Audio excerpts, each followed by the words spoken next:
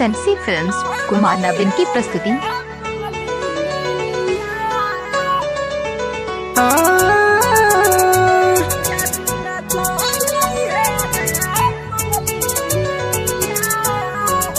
हमरा भोला के रूपवा सुहावन बाहो, अखिया में काजल मन भावन बाहो।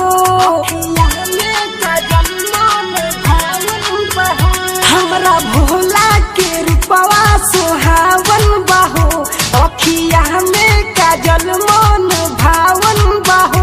इनका चरण में बसे हमार दुनिया है सखी दुनिया। हमरा भोला पर जादू ना चलई है रे पंगलिनिया। हमरा भोला पर जादू ना चलई है रे पंगलिनिया। एसएनसी फिल्म्स कुमार नवीन की प्रस्तुति।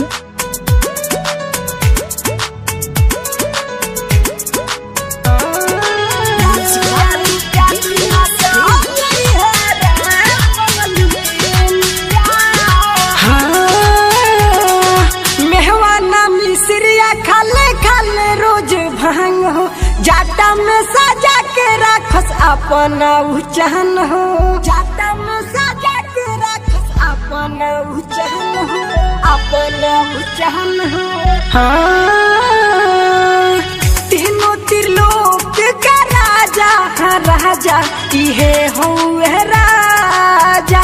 इनकर अंबर से बदलल बा दुनिया ये सखी दुनिया। हमरा भोला पर जादू ना चलई है रे पंगलिनिया। हमरा भोला पर जादू ना चलई है रे पंगलिनिया।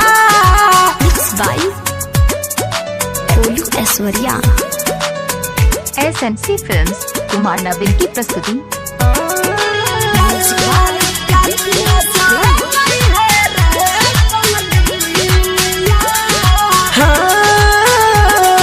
लाखों में हजार इनका रूपवा सुहाला, घेटावा में बाटे इनका सपावा के महला।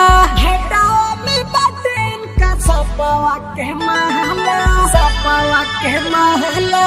हाँ शोभेला मिर्गा के छाला, हाँ छाला मिर्गा के छाला।